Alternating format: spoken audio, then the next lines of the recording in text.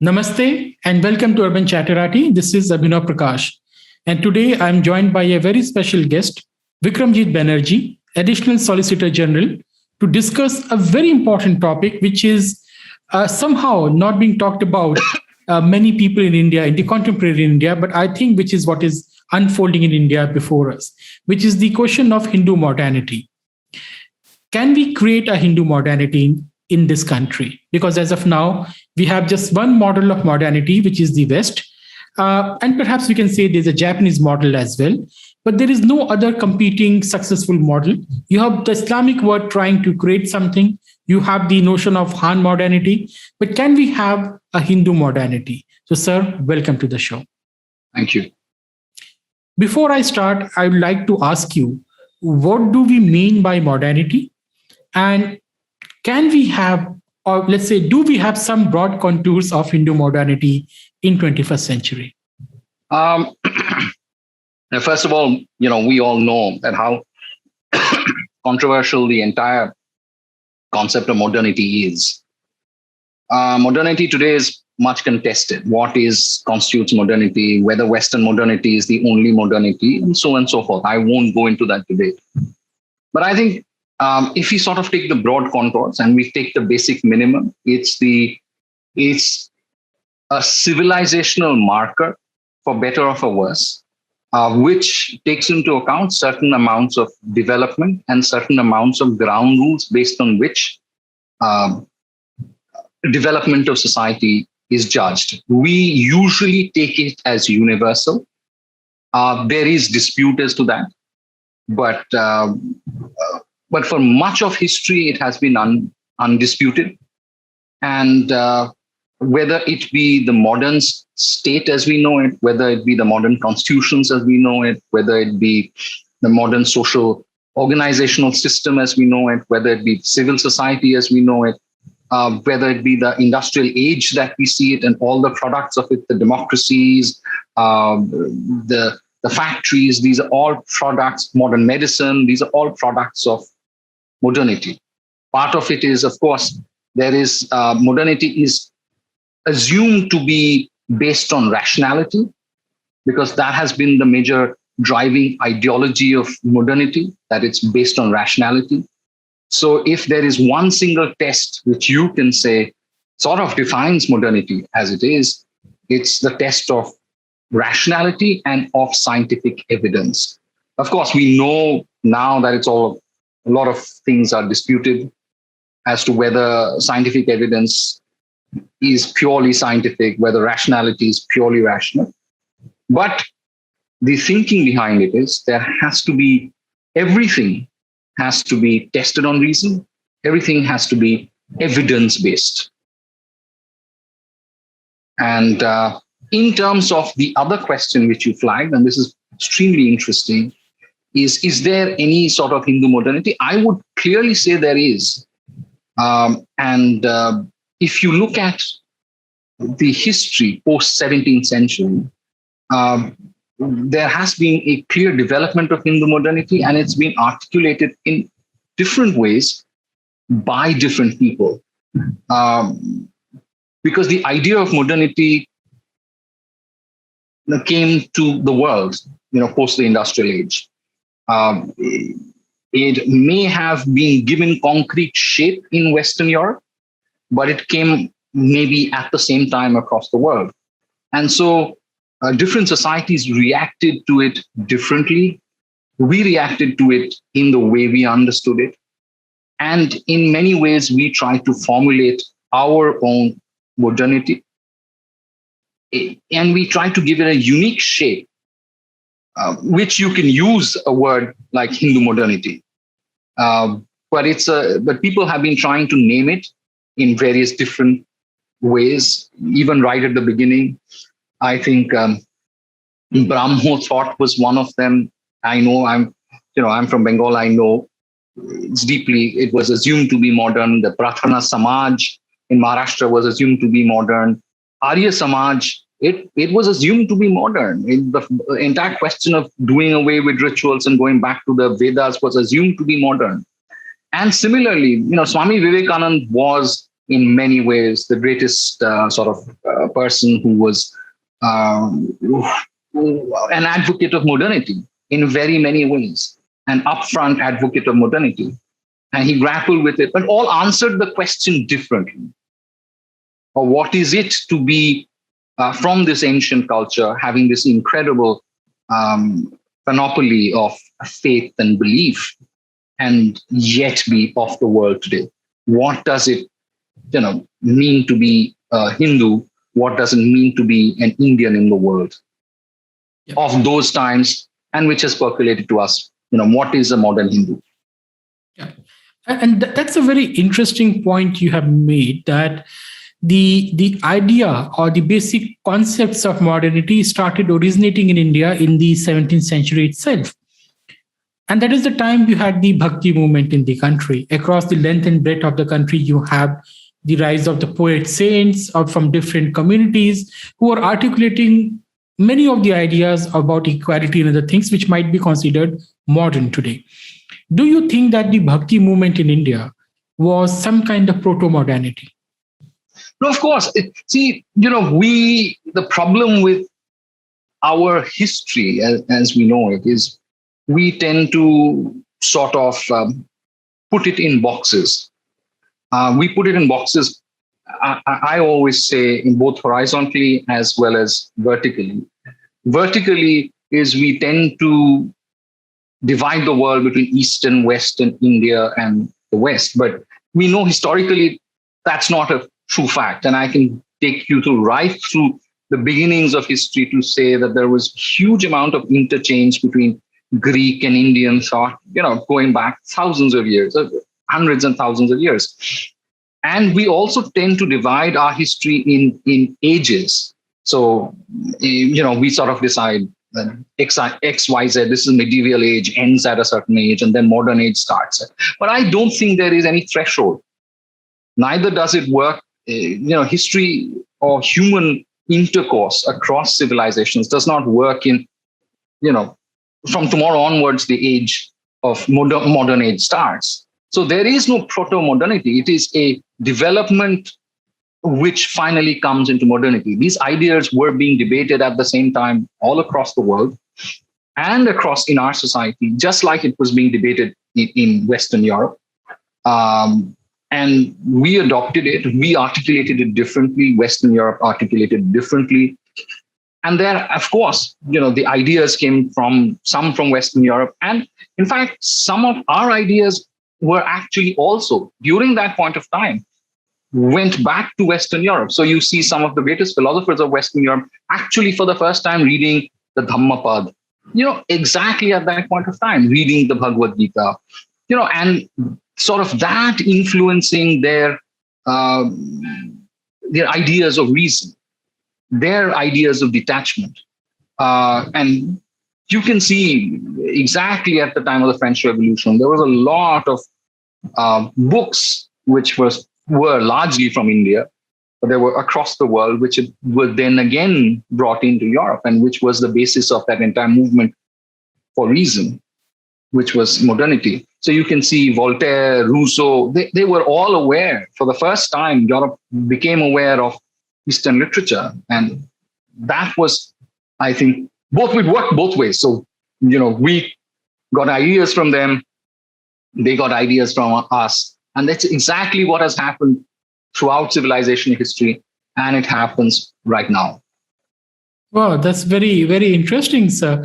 But when you look at the Bhakti movement, that did culminated into various social reform movements, which consolidated during the colonial period. Is it a right thing to say that the ideas propagated by the Bhakti movement got consolidated into concrete socio-political movements during the colonial period?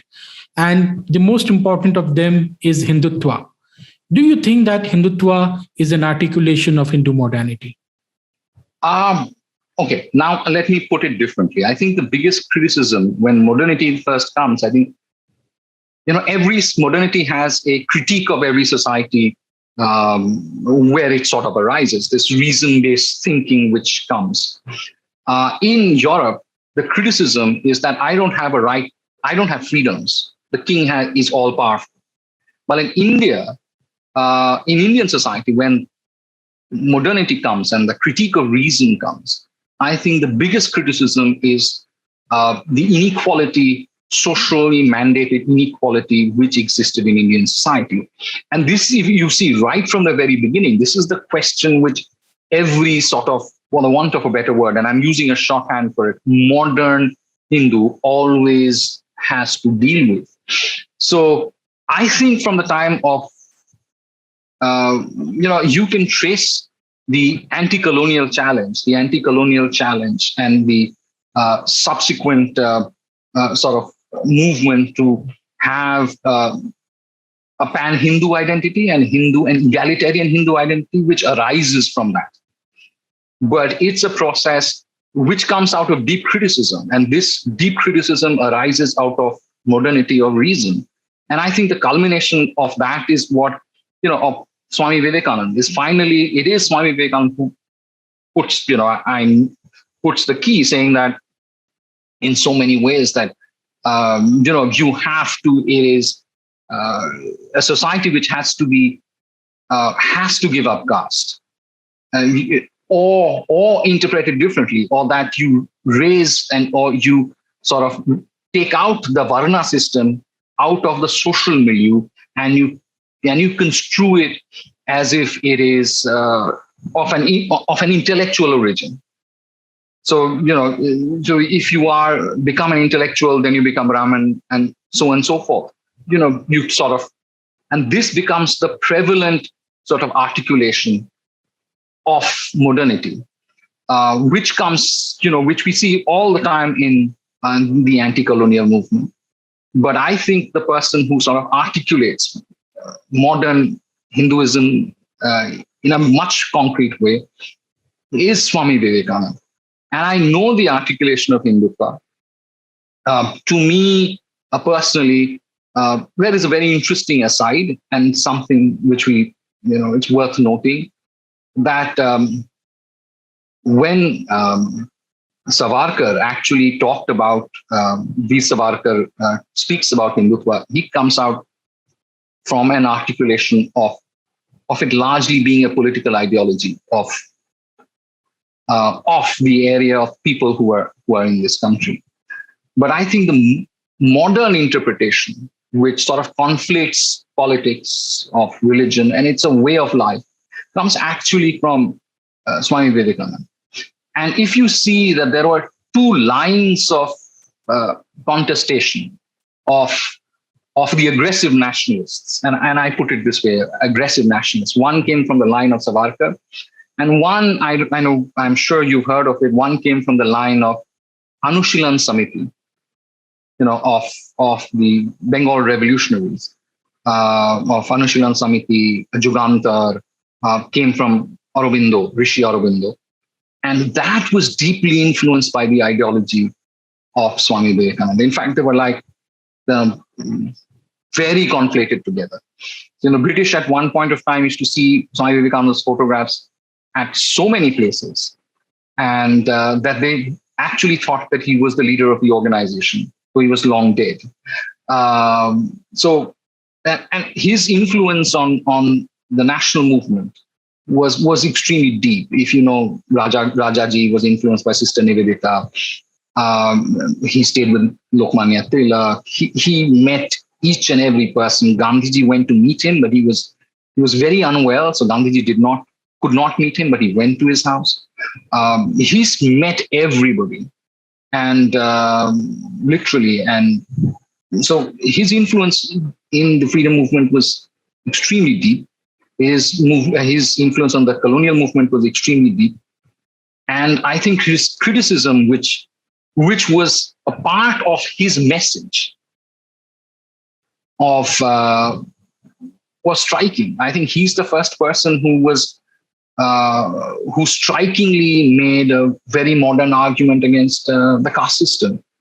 And in many ways, a nuanced argument, but a very striking argument, saying that, as he always used to say, that if anything does not stand the test of reason, it has to be discarded. So whatever justification you have in the past, it really doesn't matter.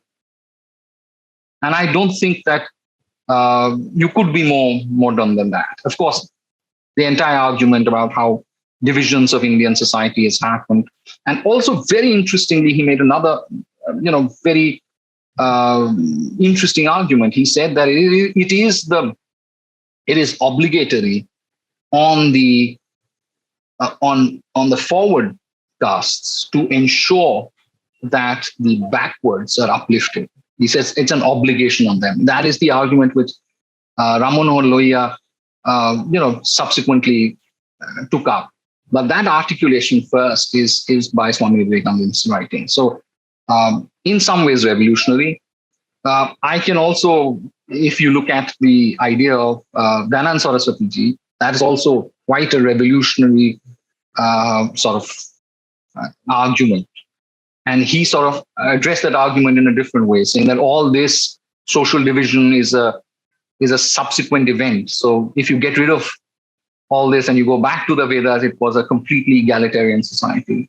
So I think broadly, these are the interesting articulations, and that's what influenced it, I think.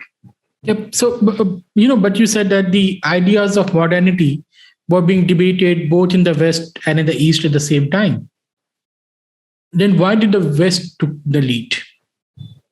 Why we have the Western model of modernity and there is no Eastern model of modernity as of now? No, I don't think so. I disagree with it. I think there is.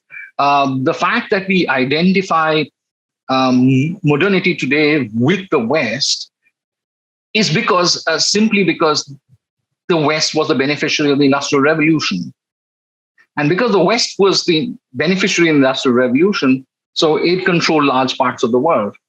And it basically articulated it in the way it thought fit. So in many ways, because the institutions of those 200 years, which was also coincided with the rise of the West as we see it, because I personally do not think till 1700s or till 1767, there was that of a huge difference between East and West. And the rapid difference just increases because, all of us who know Indian history would know the West has been in India for hundreds of years, but were minor players in here. And then in a period of 200 and 100 years, it just completely dominates it. So modernity, as we see, has come to be identified with the West. But I don't think it's anyone who reads modernity, history of modernity, and the impact of Indian ideas, Eastern ideas, largely Indian ideas on the West, can't make that argument. Cannot make that argument because there was a deep impact. And most of the philosophers, the foundational philosophers, were also greatly, Kant, for example, were deeply influenced by Eastern ideas and Indian ideas. Yep, that's an interesting point. But let's come to Constitution of India. The first time we had the discussion, sir, it was on the Constitution of India. And you made a very important point that it's not the constitution imposed by the Westerners, by the British. This is a constitution which Indians have fought for and they have consciously adopted. Yeah. Looking at the constitutional values and its structure and the kind of vision for India it articulates, how do you see the interplay between modernity and constitution? Do you think that constitution has now become the founding document of a future modernity in this country? No, if you ask me that question, whether the final and ultimate aim is modernity and modernity is where it's going to stop, I'm not going to say that because that's not. History continues, as I said. There is no end of history. History continues. I don't know what is going to happen later, but is the Constitution modern? Of course it is modern. Is it an articulation of Indian beliefs in terms of modernity? Of course it does.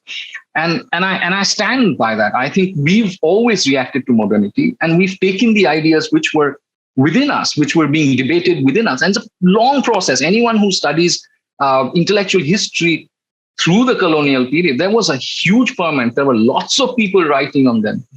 And from various different angles, from various different groups, they've been articulating that idea. And all of them were like very conscious of the fact that, of course, we have this ancient country, but to have to exist in the modern age, you have to have a modern constitution.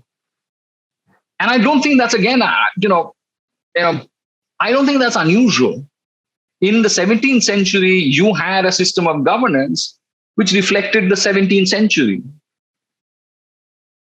In 15th century, you had a system of governance which reflected the 15th century. And if you see it, it's across the world. And, you go back. So, I can take you through a number of, that's what I'm saying. You have to read Indian history as a continuum of world history, but it's unique because it comes out of India. And we sort of reacted to the idea of modernity. And so when the question came is what sort of since we are forming a new state, for the want of a better word, it's a product of modernity. You were creating a new state. So you were confronted with the idea that you were creating a new state, a state which was being created in absolute modern terms. You were creating for the first time a geographical state. You were creating a state which was going to have democracy, which people were going to elect as rulers, and so on. So you're going to have a constitution, so on and so forth. So people clearly said that if you want a governing system of this age, which is the modern age, you use the word modern, you could use the word anything for it, then we need a constitution, we need a system of governance which reflects this. And so the system of governance was the constitution as we saw it, which includes very radical ideas, some very radical ideas, but also comes from an Indian reasoning of those ideas. And to say that those ideas completely came from the West, as I said, I told you before, that's like no. Could you take up some of those points, because this is an allegation which is always made that these ideas of equality and other ideas, I think, which you have in your that's what I said. Came from the West. Yeah, that's what I've said, that in the 17th and 18th and 19th century, I think if you disregard the debate which happened in society, and there were intense debates, there were people writing about it, people were writing about caste, people were criticizing Indian society and its ossification. I think as a Bengali, we would have read the writings of Bankim Chandra Chatterjee, Bankim Chandra Chattopadhyay, Rishi Bankim Chandra, as we say, trenchant criticism of caste system, of social system, and of the ossification of society. And that's if anyone's read Anandamarth, the ending is indicative, where he says that the war has been fought, and basically these people have lost. These people have they won the war. So he says, now I will go back. I have defeated my enemies. Now the Shantandal and the people, the sons have won. So I want to, so his guru actually comes to him and says that, no, you will not rule the country now. It's the British who will rule the country. So he said, I've died, I have sacrificed so much for this. So he said, in your entire development, you spent so much time in developing your intellectual capacity that you've forgotten to develop your physics, your chemistry, your scientific basis. And the British are very good at mass education. And they will spread mass education. They will bring that education to the people. And once you get back that scientific thinking, then automatically you will, the British rule will disappear. That's all that he writes that in the end. So I'm just saying that this was greatly debated. And I can, across the board. So you just can't, and there are numerous people. I can take it from South India, people were discussing this. Criticism was, people were discussing this all across the board. In Kerala, people, Narayan Guru was discussing this. Vivekanand was discussing this. So you cannot sort of say that equality is a new idea. because the criticism was right in front of you, was being done every day.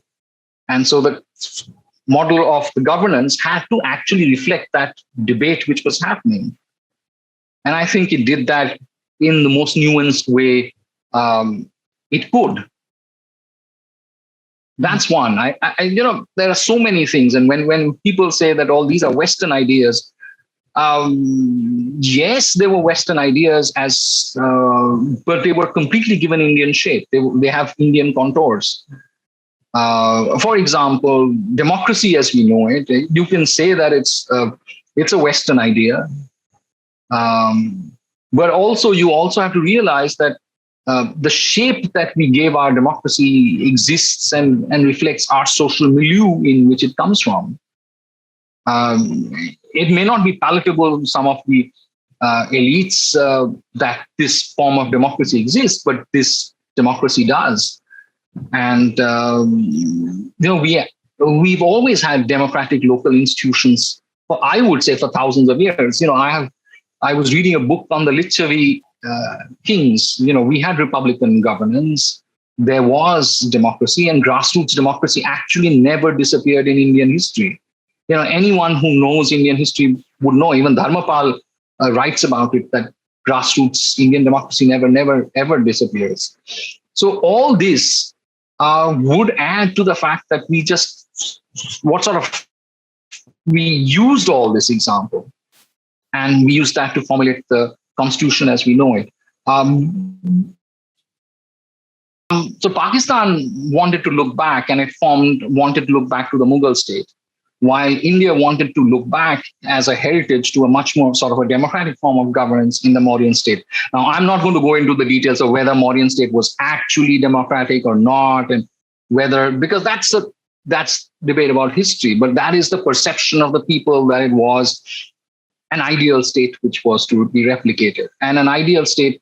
But it's like, but we didn't want to replicate the Mughals, the Mauryan state completely in toto, because we know that it wouldn't work. We are removed for 2,000 years behind us, or nearly 1,000 years between us. So there was no question of replicating it, but sort of take the ideals of it and push it into and bring it into the modern frame of governance that we have. If you look at it, a lot of our symbolisms actually are borrowed from the Mauryan state. But I would say that's consciously done. And ironically and interestingly, even though I don't think they may have come for a different reason, coincidentally, that the Mauryan state was also known to be extremely bureaucratic, as like the Indian state. So maybe it wasn't only irony, but there is something to it. I think that's a very important point. The bureaucratic obsession of Indians goes back thousands of years. But when we look at India today, even though we can say that there has been an argument for modernity, there has been an idea of modernity in India for a long time, but we cannot really call India a modern nation, right? We cannot really call our society to be modern, and especially when you're talking about Hindu nation as such. What do you think is going to happen in the next 100 years or something, as India becomes more and more industrialized, more and more urbanized? Will we see a modern Hindu nation? Because the ideologues of Hindutva and the Hindu right wing, as it is called, they always imagine an industrial society going forward, which is economically powerful, prosperous, and militarily also very powerful. Can we hope to see such a thing, let's say, in the next 100 years? There is that entire dilemma which exists from the time when Indian national movement actually starts gathering steam, as to what sort of Indian Hindu society that you want to see. Mahatma Gandhi had a vision. He had a vision which was conscious, which, he had his vision of modernity. He was not talking in a vacuum. You've heard of John Ruskin. who was a great British philosopher of modernity, said that the only way is to give up modernity. And in many ways, that was an articulation of modernity. But people was work here. They want a